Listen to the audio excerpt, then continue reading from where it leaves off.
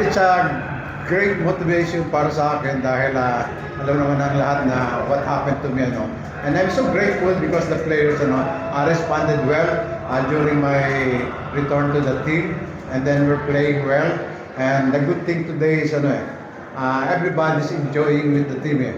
And it seems to be na nagkakaroon na sila ng good chemistry. And if you notice, ano, in the last 3 games, ano, the bench really performing, ano, well, and then almost balanced scoring. And we have a lot of assists, 34. I think so, 34 in the last game, 34. And then we have a great rebound, 69. So I think it is a great sign of, ano, na the players really want to win, no? Especially going to the break. Alam namin na talagang, ano, before the break, talagang makakuha kami ng 7 wins, at least 90% siguro will be in the quarterfinals with 3 games remaining. But we should not be complacent because come playoff time is a different ball game. And now we're ready to entertain questions from you.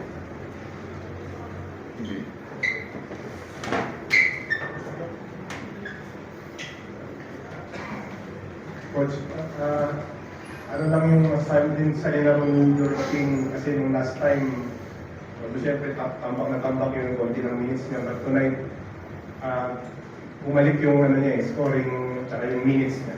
Kasi last time, ano, talagang because of the condition of the court, he don't want to take risk because in the first quarter we already have a big margin, and he let his teammate do the things that we have to do, and they responded naman, eh. Because I don't know if he has a trauma regarding the slippery, ano, flooring, ano. Dahil every time na somebody's fall on the floor, ano, makikita mo, he's right there, eh, even from the opponent or his teammate, because he wants to be everybody to be safe. And, you know, and regarding his game today, you know, because this is our last game before the break, and he wants to go home with with a good game. He will be having a break. I think everybody will be having a break. It's not a vacation because we'll be back. Our game will resume on October 10th.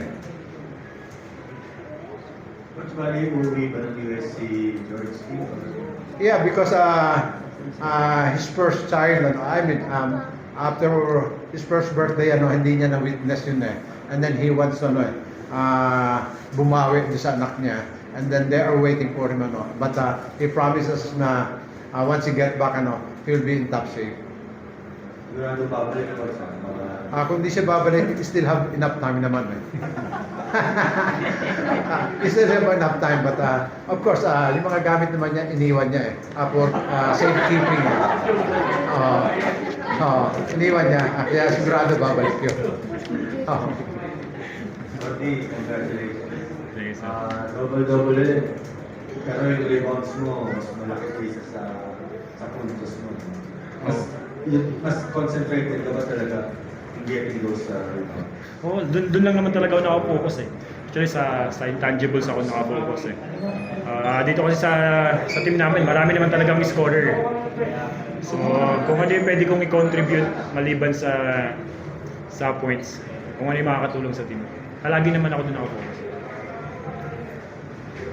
Coach, siguro naman babalik na si CJ sa practice nitong break, no?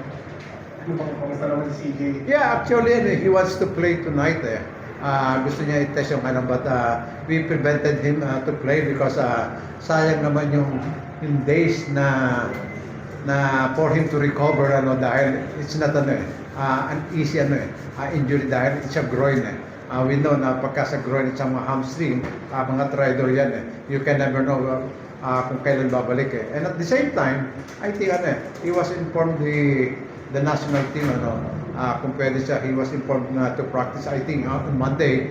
But we told him na you have to get the clearance from the doctor because he's not yet 100% fully healed yung kanyang injury.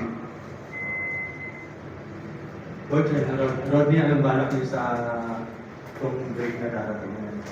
Tuloy-tuloy ba ang practice or papakasyon niyo? Kayo, coach.